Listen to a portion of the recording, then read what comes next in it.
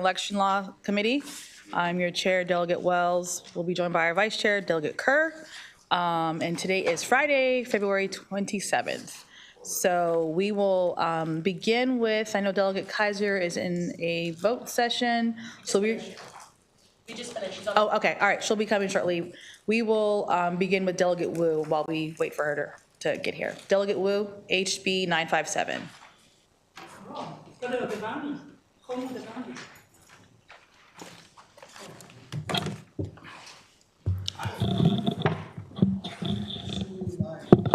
Good afternoon, Madam Chair, Mr. Vice Chair. For the record, this is Delegate Chao from District 9A. I'm presenting House Bill 957 and hope for your favorable report. HB 957 is a returning bill from last year and has been amended to cut the fiscal impact to zero. HB 957 ensures that local school systems comply with state minimum cybersecurity standards. Specifically, the bill strengthens cybersecurity staffing and investment by requiring each local school system to designate a local point of contact to coordinate with the state chief information security officer and to conduct cybersecurity maturity assessment every 2 years. It also expands funding flexibility by allowing schools to use blueprint technology funds to cover cybersecurity-related costs. The bill requires the Department of Information Technology to provide technical advice to support compliance with state standards and remediation efforts. The bill mandates that local school systems certify compliance with the state minimum cybersecurity standard every 2 years, beginning in 2027. And it requires Department of Information Technology to review and update the standards annually to address evolving cybersecurity threats.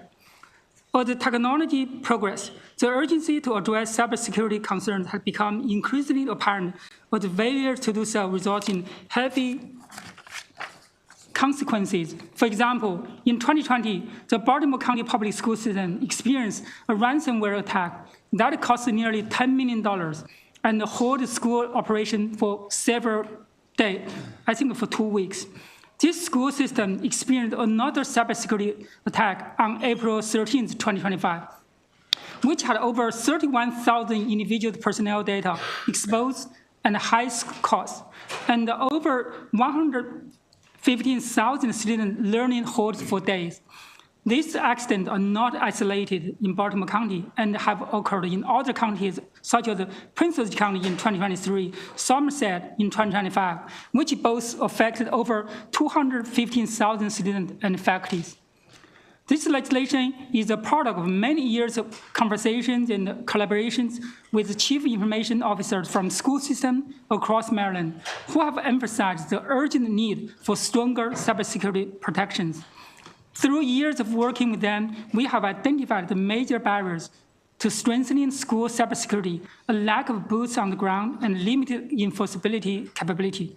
This bill provides them with state mandates and the resources to overcome these identified barriers. To bolster school cybersecurity and prevent future attacks, in the aftermath of cyber attacks, school systems and government agencies face substantially high financial costs, diverting resources toward system restoration and data recovery instead of key services for students and faculty.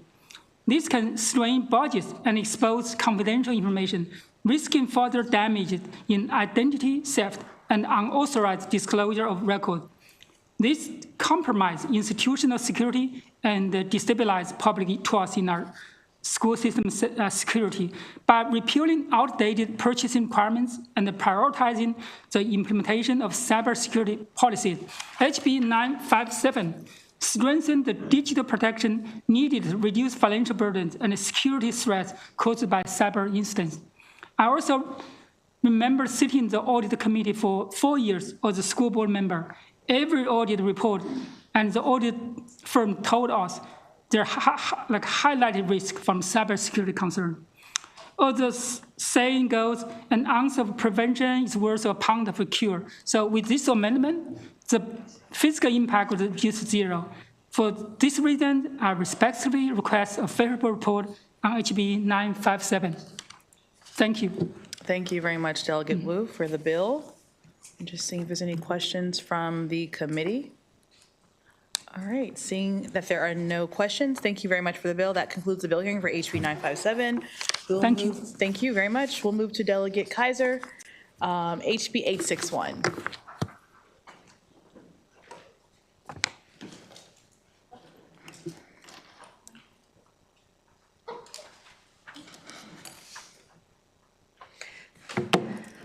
Thank you, Madam Chair. Thank you, members of the committee. I was just sharing with our colleague back there that when I first started here, this was the Ways and Means Committee room. A long time ago. Thank you all. I'm here today on House Bill 861. Thank you, Madam Chair Wells. Congratulations again to you. Good to see all the distinguished members of the Government Labor Elections Committee. My pleasure to come before you today on House Bill 861. And this is about building a comprehensive statewide IT master plan. The idea behind this is that it's the best practice, a term that I used to love but starting to hate, this idea of future-proofing, but also certainly aligned with accountability, certainly a goal of this session. So I want to talk about it. We have an IT master plan in the state. And it's been required in law since 2008, but it has been inconsistent in its timing and in what's been in the master plan. And there's no question, there are other reports, but this is different, and it's not meant to be lengthy. The plan should serve as the state's strategic roadmap for technology modernization, cybersecurity infrastructure improvements, governance, and major IT investments. We all know about the accelerating pace of IT advancement, and so we need to stay on top of it. We need to be consistent. We need to provide accountability. Ultimately, House Bill 861 provides that structure, again, promotes transparency and accountability. It gives our vendors and industry partners clear signals about the state's priorities. And in mentioning that, I would tell you that this bill was drafted with some of those vendors who are familiar with some of the issues with our IT plans across the state and wanted better planning, alignment of services, and so forth. And also, this provides one more guarantee to our taxpayers that the state is consistently and proactively addressing emerging technology needs. And I also tell you that this bill was done with, working with the Department of Information Technology. I believe they are favorable with amendments, and those amendments should have been shared with all of you. And again, so this is, in many ways, mostly a technical bill. I want to mention the amendments. First, you know, it's odd mentioning that the amendments add names of people, but for the past 3 or 4 years, I've been the chair of the Joint Committee on Cybersecurity, Information Technology, and Biotechnology. Hard to always remember the name, and it was a little bit of an afterthought and my mistake in not asking my fellow members, including your vice chair, and 4 others and a bipartisan group, and saying, I meant to ask you all to co-sponsor this. Would you like to be added later? So they are included in part of the amendment, but the amendment also, again, technical, and the amendments were worked on extensively with DoIT along with our industry partners. So again, Madam Chair, again, thank you, and welcome any questions. Thank you much, Delegate Kaiser. Just seeing if there's any questions from the committee for the sponsor. All right, seeing none, we will move on to, we have some folks here, or one person here to testify favorable with amendments, Richard Reinhardt. Good afternoon. You can stay if you like. I'll stay. All right. We're working together. Good afternoon, Madam Chair, Mr. Vice Chairman, members of the committee. For the record, Richard Reinhardt with Percy Public Affairs. We represent a few of the vendor industry communities that the delegate had mentioned a moment ago, both Varonis Systems and System Automation. We proudly stand behind supporting this legislation with the amendments that are before you from the department. I'd also like to take a moment to personally thank Delegate Kaiser and Senator Jennings, along with the collaboration with Secretary Savage, to bring you forward this bipartisan effort. This bill aims to modernize the current law by defining a timeline on when the department and is required to produce, release, report, and update the state's IT master plan. As you know, the state's IT master plan is essentially the blueprint, the roadmap of managing and investing our information technologies across all of state government.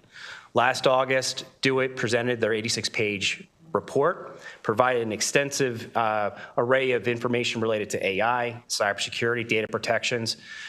That plan was not updated until last year. 5 years prior to that was the last time we saw that plan reported on. Since that time, things have changed, right? Administration, new technologies, new policies by the General Assembly. If you saw the last 2 years, the General Assembly has passed legislation that signals parameters on when units of government can authorize the procurement to invest in those technologies. Units of government may not purchase, lease, contract, or even rent any IT services or products unless it's consistent with an IT master plan. In order for that to be successful for the state, we have to have that IT master plan modernized and updated consistently.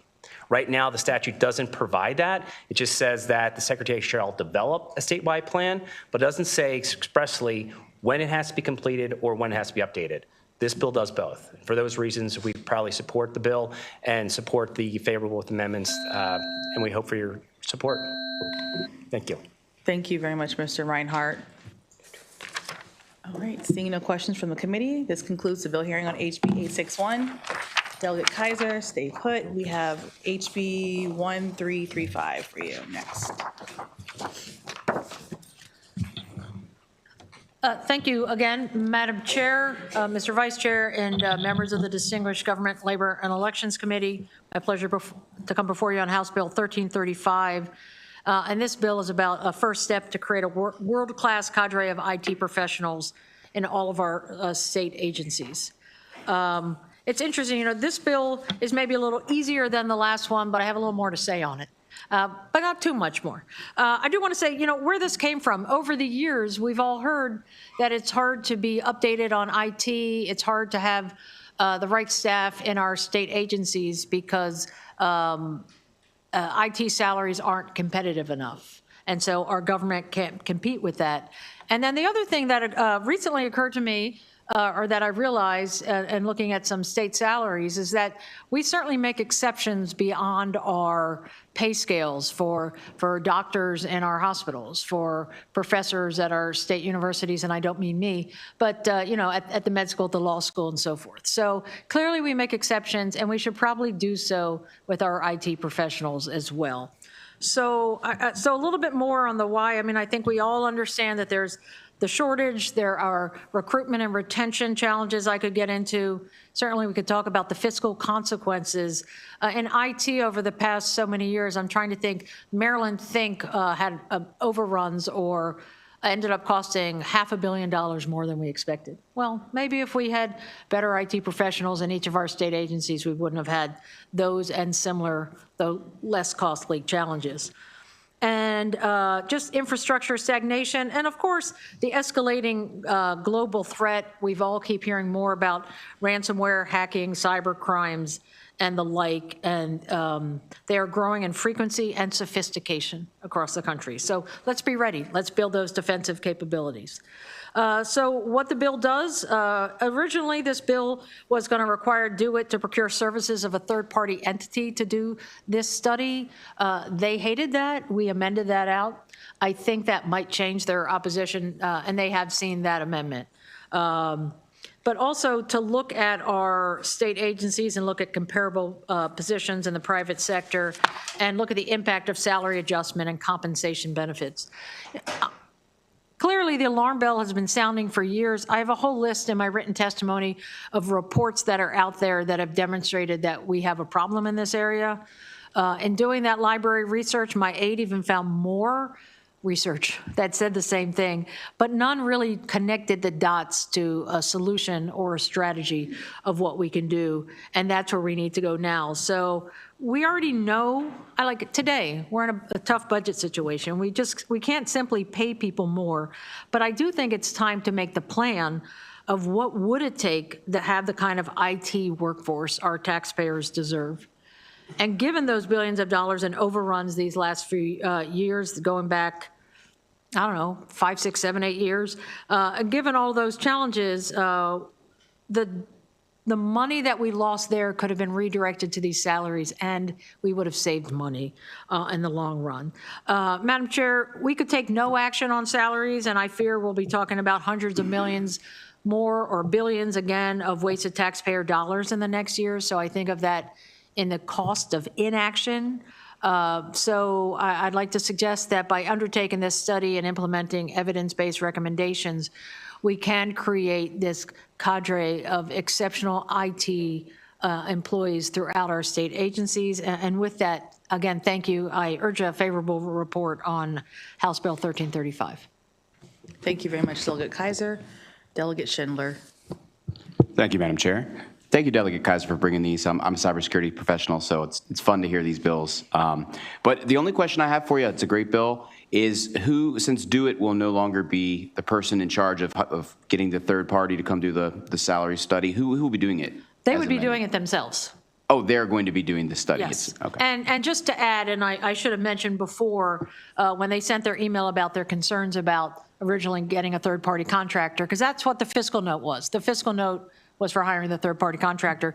They said, instead, we would welcome the opportunity, this is their quote of them, welcome the opportunity to work with you on an amendment that focuses the study on understanding IT staffing and capability needs across executive branch agencies. This would focus more on what type of IT staff the agencies need on their specific IT environments, if they have major information technology development projects, and the size and complexity of their agencies. So, thank you. I didn't even feed him that question. Now I'm suspicious that you did. Delegate Tomlinson. Thank you, Madam Chair. So is it, so do a lot of the IT work that gets done in the state is contracted out. There's a lot of IT consultants that are brought on through different IT related master contracts. Is the idea here with this bill are we just talking about state employees, or are you also looking at? I mean, not as a state, we don't have control over what a contractor pays necessarily. So actually, we do sometimes. Yeah. But is your idea here with this study to just focus on state employees, or also contractors who the state brings in? Delegate, thank you. That's an excellent question. I hadn't thought of that before. Was thinking that we were talking about state employees.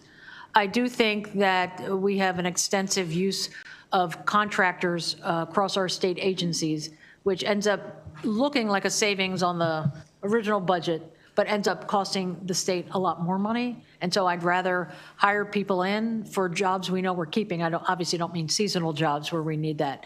But I think you're right that the study should include that piece of, if we're paying contractors, how does that fit in, and what should that be? So thank you for that consideration. Yes. Yeah, and I don't know how the governor, a couple of years ago, that was an initiative of his, was to do exactly what you were saying, which is less consultants, less contracting out, and hire folks internally. I think that kind of changed in the last year or two with everything going on. We've certainly slowed down the amount of people the state can hire just because of the circumstances we're living in now. But that certainly was a part of his original intent. Thank you, ma'am. And I would just add that I think there are appropriate times within a lot of our agencies that we do need contractors and very specific expertise at different times to step in, whether here or elsewhere. Thank you, Madam Chair. Thank you very much, Delegate. Delegate Lehman. Thank you, Madam Chair, and thank you, Delegate Kaiser. I am not an IT person myself, but based on Delegate Tomlinson's question, are you considering then maybe looking at contracts or not? Are you not prepared to say that? Because I have a further thought about that if you are.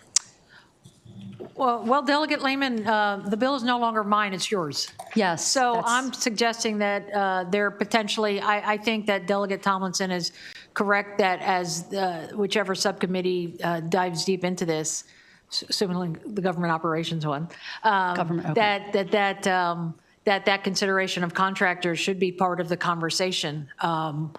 I didn't have an opinion on it beforehand. I would suspect that it might be a good thing to consider. Okay, good to hear you're open to that. I happen to be on that subcommittee, so I'll bring my idea with me to subcommittee. Thank you so much. Happy to talk to you offline as well, but thank you for the bill. Thank you. All right. Okay, thank you. Seeing no further questions from the committee, thank you for the bill, Delegate. This concludes our bill hearing on HB Thank you all. 1335. We'll move on next to Delegate Forbes presenting HB 388. And Delegate Forbes, do you have a sponsor panel? Yes. Yes, okay, I see Anita Bass and Yara Shake, thank you.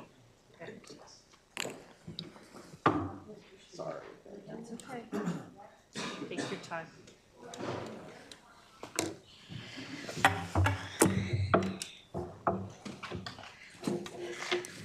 Thank you, Madam Chair, Mr. Vice Chair, and members of the Government, Labor, and Elections Committee. I'm Delegate Kathy Forbes, and I'm pleased for the opportunity to present testimony in support of HB 388. This is a Baltimore County-specific bill, and it's actually just a technical correction. The bill before you today would allow the Baltimore County Public Library employees to form a second bargaining group of supervisors. A little bit of history on the bill. In 2021, during the regular session, we passed a bill that allowed Baltimore County libraries to enabling legislation that allowed them to collectively bargain. They later chose to join Montgomery County and Prince George's County as the only libraries in the state with unions. In the 2024 session, we passed the Library Workers Empowerment Act, which was Delegate Solomon's bill, which extended collective bargaining rights to all the library systems across the state that did not already have those rights. Baltimore County, Montgomery County, and Prince George's County were left out of that bill.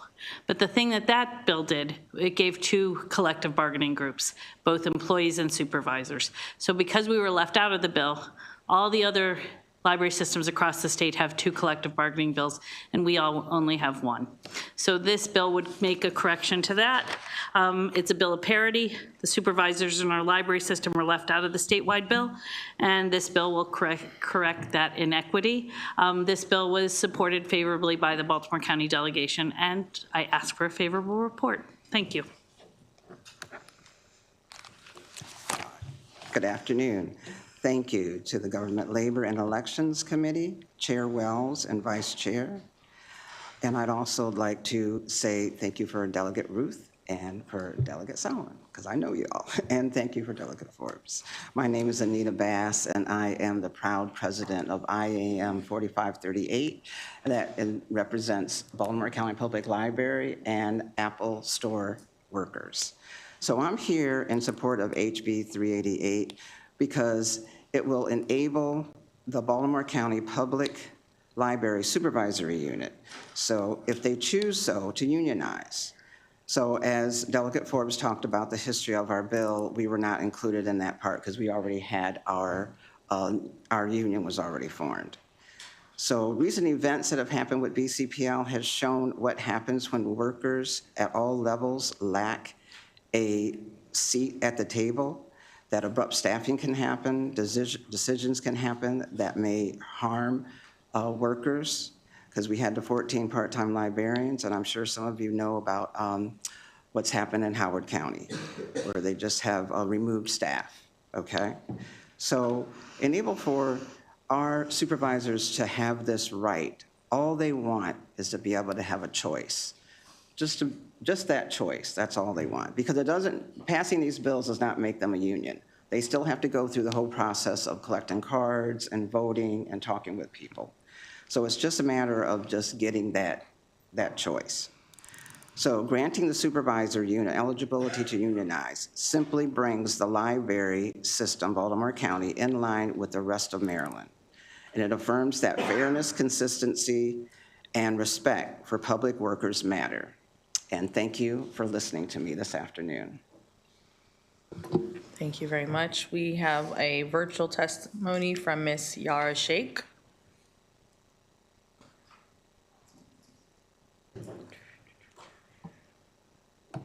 Hi, good afternoon, Ms. Shake. You have 2 minutes. Thank you very much. Thank you, Chair, Vice Chair, and members of the committee. My name is Yara Sheikh, and I serve as Chair of the Board of Trustees for the Baltimore County Public Library.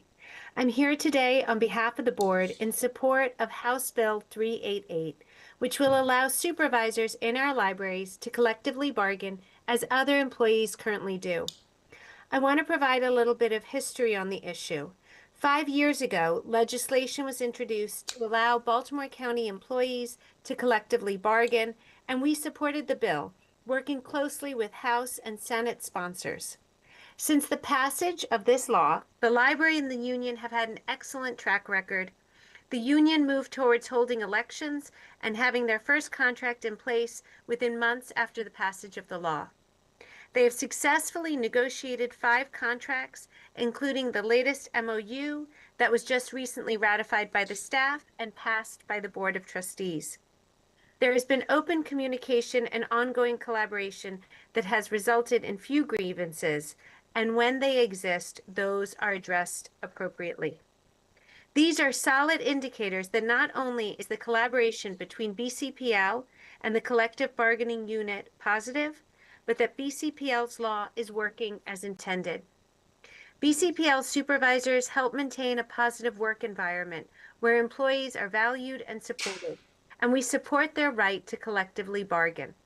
This legislation would also mean that BCPL employees would have the same opportunities as other systems due to the statewide collective bargaining law for our other systems. We urge the committee to vote favorably on House Bill 388, and I'm happy to answer any questions. Thank you. Thank you very much, Ms. Sheikh, for your testimony. Just seeing if there's any questions for the bill sponsor or her panelist. Okay, seeing none, that concludes our bill hearing for HB 388, excuse me. Thank you very much, Delegate. Thank you all. We will move on next to Delegate Stephanie Smith with HB 503.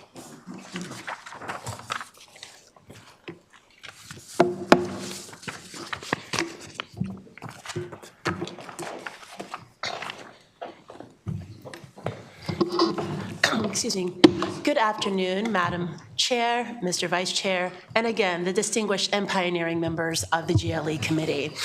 Before you is Stephanie Smith, Delegate representing 45th District, honored to present House Bill 503. It is a local bill that was passed unanimously out of the Baltimore City delegation that really just seeks to close a technical loophole in statute to make it clear that during collective bargaining negotiations between members of the Baltimore City Sheriff's Office, Fraternal Order of Police Lodge 22, that they can bargain for salary, wages, and merit step increases. While this may seem obvious, the current statutory language creates ambiguity. As a result, the parties have been forced to engage in a workaround process during negotiations that is confusing and inefficient for everyone involved. The bill simply clarifies legislative intent. It ensures that the compensation elements typically negotiated in collective bargaining agreements are clearly authorized under law, and it does not create new categories of bargaining. It aligns statute with practice and eliminates unnecessary procedural complications. The Fraternal Order of Police Lodge 22, the Baltimore City Sheriff's Office,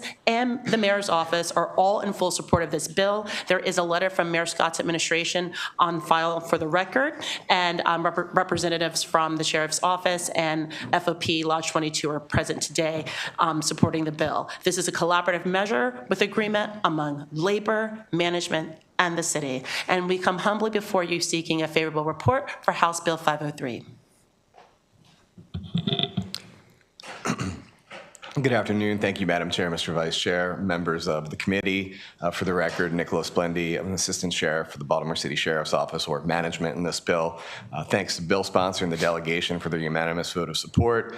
Just say me too to everything our bill sponsor said, and I'm happy to answer any questions that may exist from the management perspective. Good afternoon, Madam Chair, Mr. Vice Chair. I'm Ari Plout. I'm here on behalf of the Maryland State Fraternal Order of Police. And I just want to echo what you've heard today. Thank you, Delegate Smith, for sponsoring this bill. Just as Delegate Smith said, the city delegation unanimously passed this. It passed out of the House last year. We hope to finally get this bill passed this year. It's been an ongoing couple of years, so we appreciate your support. Thank you. Thank you very much to the bill sponsor, to your witnesses. Okay, seeing no questions, this concludes our bill hearing for HB 503. Thank you very much, Delegate. I saw Adams in here. Okay, got it. Delegate Adams. Okay, perfect. Good. Delegate Adams, we'll call your bill. Next, HB 954. Brief indulgence, my assistant supposed to be bringing my file. I was at a different committee. What's the bill number? 954. 954. Okay. Thank you, Madam Chair, Vice Chair, committee members. For the record, Delegate Chris Adams here present House 954 related to retention proceeds. When my information comes to me, I'll give you some more information. However, we've introduced this bill for a number of years and have been unsuccessful moving it. But let me just say that in session maybe 2018, I passed this under the real property article.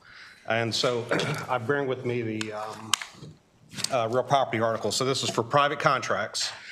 And in that section, we put in language that undisputed retention proceeds retained by an owner under this section shall be paid within 90 days after the date of substantial completion as defined by the applicable contract or subcontract. So what's this bill do? It takes what I passed a few years ago to apply for all private contracts and put it under the procurement article, which is for government projects. And the reason why I'm doing that is because I have received a tremendous amount of testimony over how retention proceeds are handled, meaning that first off, we need to have a general understanding what retention is. Retention is not incentive, it's not bonuses. These are monies that are earned through the contract to do the work that you're trying to accomplish. The state of Maryland, at least in some of the testimony that I've read, I believe has, and I hope that the committee agrees, has a misinterpretation of what retention is. The government likes to use that money to hold back for reasons that aren't related to retention. So retention is 5% of the money that's earned and held back for 90 days in case there's something that goes wrong on the job. If the dispute is over amounts that the work isn't done correctly or is not finished, then the money can be held indefinitely by the state of Maryland. In this bill, we have a couple definitions that we share, that it does have to be undisputed. So the state of Maryland, if it's disputed, can withhold the money. And we say that in the contract that they can define what substantial completion is. But let me define for you what substantial completion is, because I sign these contracts regularly. Substantial completion is when the state of Maryland takes occupancy of the building or the project.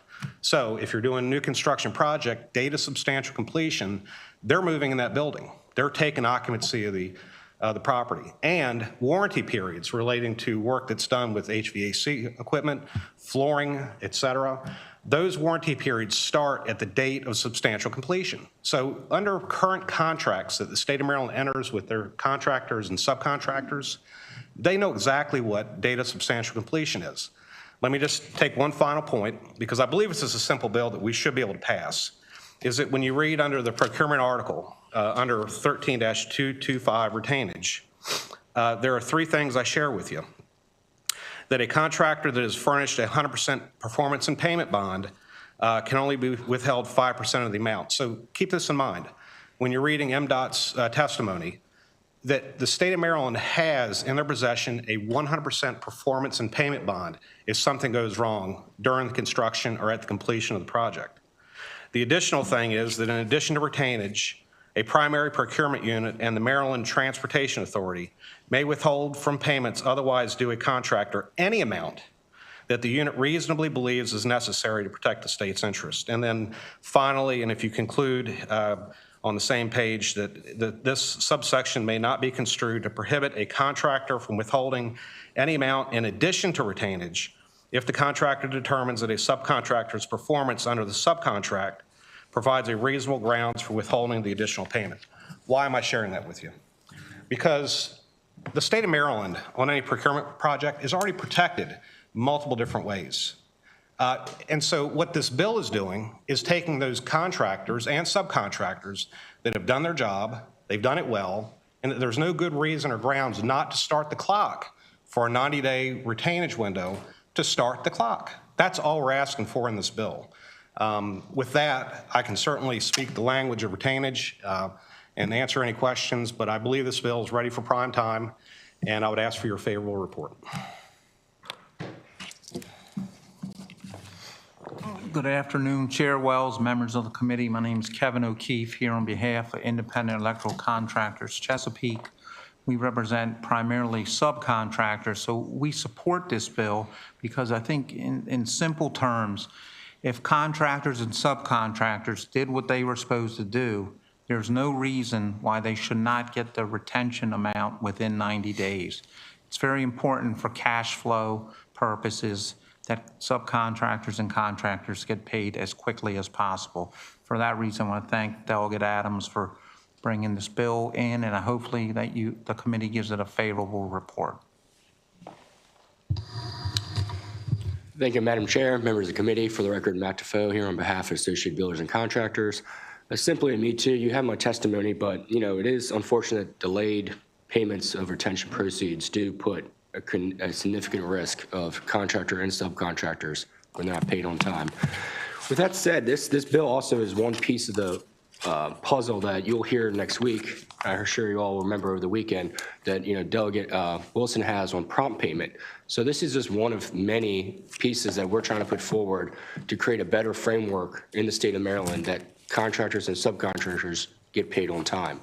So with that being said, Madam Chair, we ask for a favorable report. Thank you. Thank you very much. All right, Delegate Kerr. Thank you, Madam Chair. Matt, so the prime contractor enters into a contract with the subcontractors, but the retainage money would be paid to the prime contractor. If the subcontractor's already completed the work and is entitled to payment, but the prime contractor has not received this money from the state, the prime contractor still has to pay the sub. Correct. So then that has to come out of, The general he can't pass the money on from the state to the sub. He's got to use his own money. Correct. All right, thank you. Thank you very much. Delegate Ruth.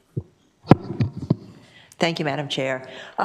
Thank you, Delegate Adams. I think you answered this, but I just wanted to try to make sure I understand. I was looking at the MDOT letter of opposition, and they said that the retainage provides an incentive for contractors to complete the punch list, and that if they release that too soon, then there's no incentive for the contractor to finish the items on the punch list. But I thought I heard you say that the bill allows them to withhold some money. Is that in the bill, or is that an amendment?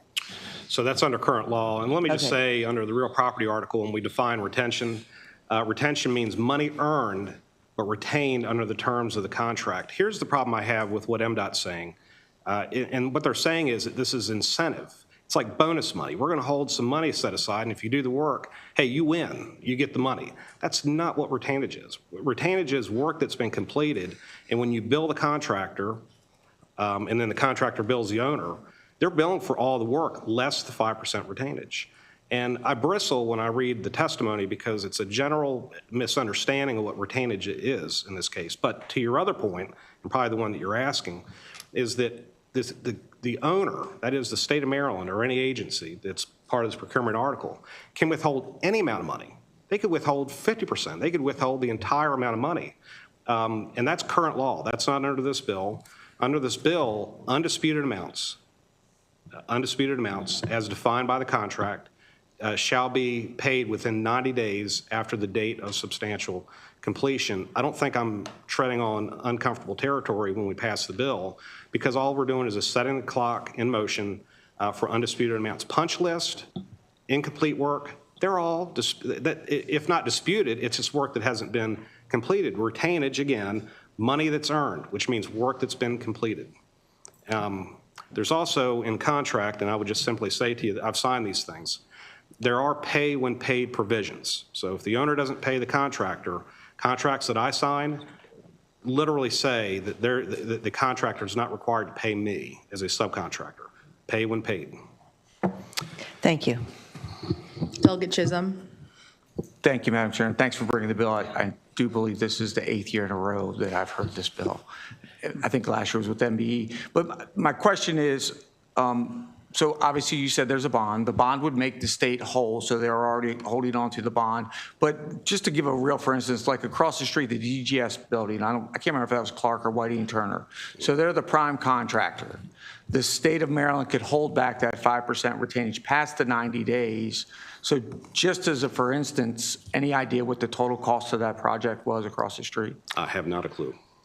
Not to my recollection. I know the new Supreme Court's $147 million, and that's the Cookley and Williams bid. But yeah, I mean, they're along the same lines. Right, so the contractors, like we were saying before, even if it was paid when paid, that prime contractor would still owe a lot of that money to the subcontractor. The state's holding it back, but the state, in this instance, is still whole with the surety bond. Am I correct on that? I believe so. A performance and payment bond is just that. That is a bond posted by subcontractors and by the prime contractor to the owner to promise that the materials are paid for, that the labor is paid for. Okay, and if it's not, then the bond can be used. Right. And the performance part of that performance payment bond is if there's lack of non-performance, and then the owner has to go out and find another floor covering subcontractor to do the work. It costs $200,000. The bond pays for non-performance under the contract. Those are posted and paid for during contract signature. Okay, thank you, Madam Chair. Delegate Tomlinson. Thank you, Madam Chair. I'm looking at MDOT's letter, and the last line of, I guess, like the fourth paragraph, they've got several issues with it, but they've got an issue with that substantial completion. The term substantial completion, I guess, isn't defined. Do you know if it? Well, I don't think it's defined currently in statute. Is there a reason why? Is there any reason why you didn't want it with this bill to define it? So I proffer to the committee that substantial completion is a term that exists in contracts. Yeah. And that what it means is that the work is complete, sufficient for the owner to take occupancy of the project. All right, so the owner doesn't wait until final completion when everything's done before they show up and take ownership of the space, okay? And substantial completion, my testimony to the committee is when many of the warranty periods start. I use HVAC by example. What happens when the HVAC is put in 6-7 months before the project's ever completed? When does the warranty period start? Okay, the warranty period didn't start when it was installed. The warranty period begins when the owner turns it on and starts using the equipment. Date of substantial completion. Warranty periods for floor covering. Turns out I know a little bit about this. Warranty periods for 10 years of quality performance of a carpet.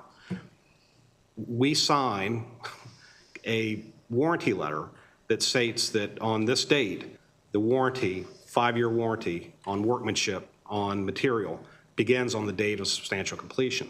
So I said earlier, I bristle a little bit when I read the opposition because I believe it's a lack of understanding, number one, of what currently happens, but two, even if I'm wrong on this, substantial completion can be defined under the contract, under my bill, any way the state of Maryland wishes to define it. But define it, because without defining it, here's what's going on. Seriously, this is what's going on. The clock might not start for an additional 6 months, 7 months, 8 months. The testimony that we've delivered in past, to the extent a contractor is willing to show up in the state of Maryland like I am in doing this, which is not easy, I'm gonna be blunt, is to say that in some cases it takes a year or better to get paid the retainage. And oh, by the way, 5%,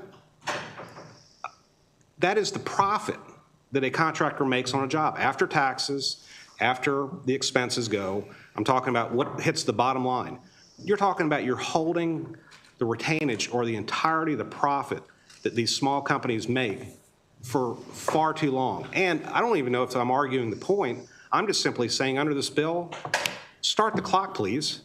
Because right now, the state can start the clock whenever they wish. That's not fair. And we didn't think it was fair under private contracts, by the way. This is a bill that passed easily when we applied it to the private sector. Thank you. Delegate Wilson.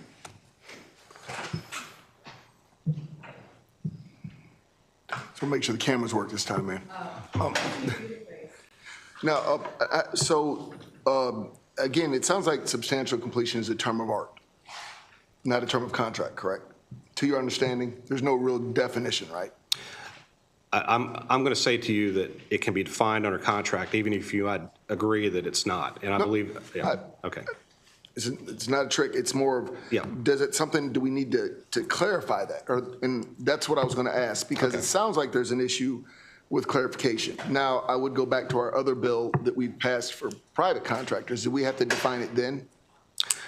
So, and I lost my page because I dropped the book, but the point of it is that we literally said that these things can be defined under contract.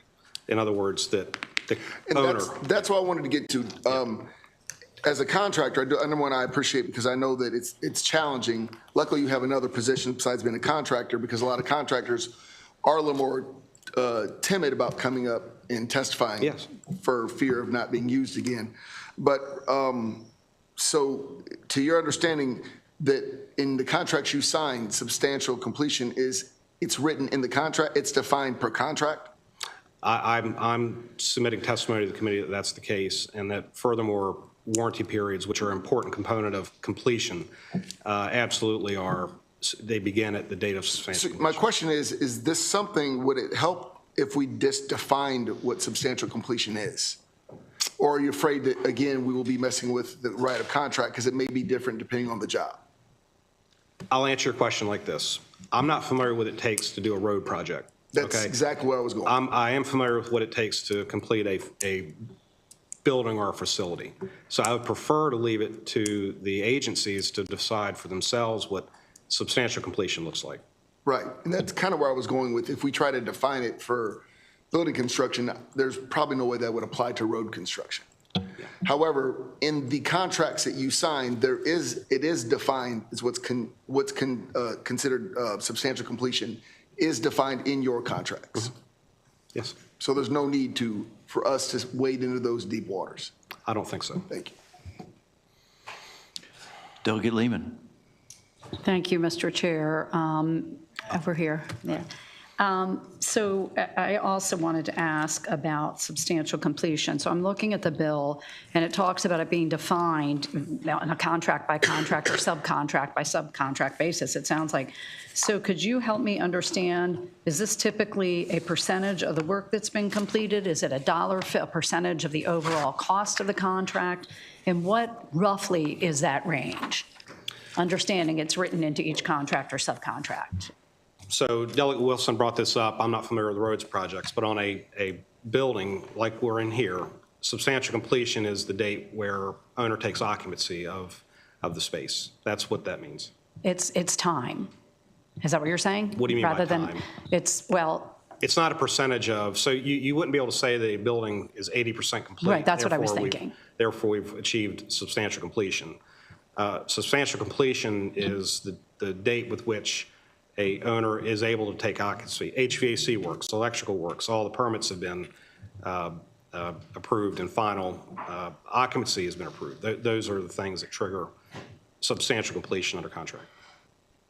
So it's the punch list not represented as 50%, 75, 80. That's what you're saying? So no, and I would adopt that punch list is after substantial completion, but before final completion, and that if the owner is holding punch list items, things that have to be finished, that those are disputed amounts. In other words, work that has to be finished before the timeline can start for the 90-day for retainage. So important, and thank you for that question, because it does talk to what happens really on a project.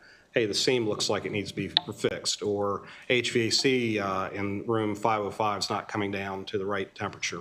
I mean, those are items that are punch list in nature and are, for the sake of this legislation, disputed.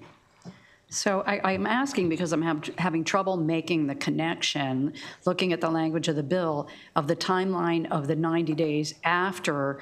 Is that reasonable considering, relative to substantial completion, to the point that I guess MDOT, and I haven't looked at their letter, is making, then what if the rest of the work is not done? Is that 90 days reasonable with respect to however substantial completion is defined?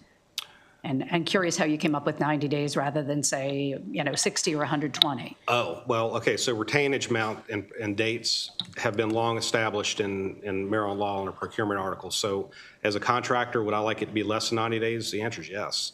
The truth is, when you sign these contracts, you know kind of the rules of the road, meaning that once the clock starts, 90 days is the date, the amount of time that an owner is protected so that after they've moved in, something needs to be fixed, a punch list item, that 90 days captures that window of time for those things to get fixed before they pay the last bit of the contract or that retainage. Okay, and last question, Madam Chair, if it's okay.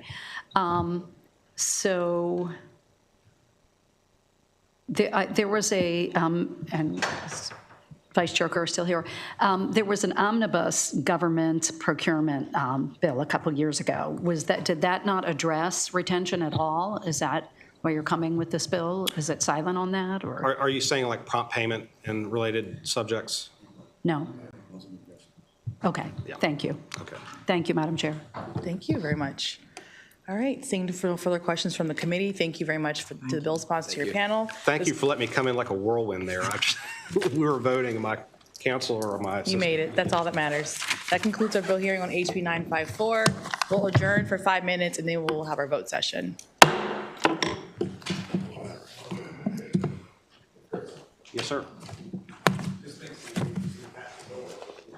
It wasn't my committee. No, it was our